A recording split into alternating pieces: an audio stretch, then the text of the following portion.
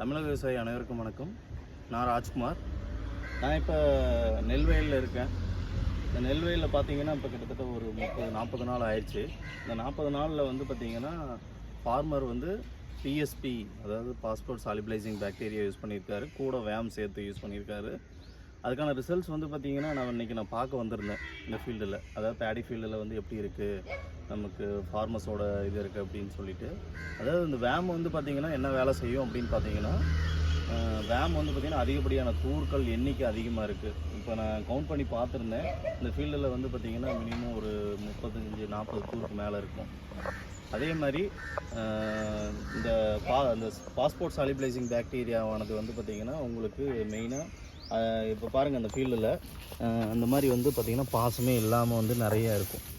இதுதான் வந்து அதுக்கான ரிசல்ட்டுன்னு வச்சுக்கோங்களேன். கிட்டத்தட்ட ஒரு 45 நாள் ஆயிருக்குமே இது வரைக்கும் பாசமே பிடிக்கல. ஏன்னா நீங்கள் கொடுக்கக்கூடிய டிஏபியை வந்து பார்த்திங்கன்னா கரைச்சி முழுமையாக பயிருக்கு எடுத்து கொடுத்துருக்கு. அதனால் இந்த மாதிரி தூரும் வெடிச்சிருக்கு, நல்லா பசுமையாகவும் பச்சை கட்டி நல்லாவும் இருக்குது. அதுக்கான ரிசல்ட்டு தான் இந்த இது. மறக்காமல் இந்த வேம் ப்ளஸ் வந்து பிஎஸ்பிங்கக்கூடிய, அதாவது பாஸ்பேட் சாலிபிளைசிங் பாக்டீரியா ரெண்டுமே வாங்கி யூஸ் பண்ணுங்கள். மற்ற ஃபார்மருக்கு இது ஷேர் பண்ணுங்கள். வணக்கம்.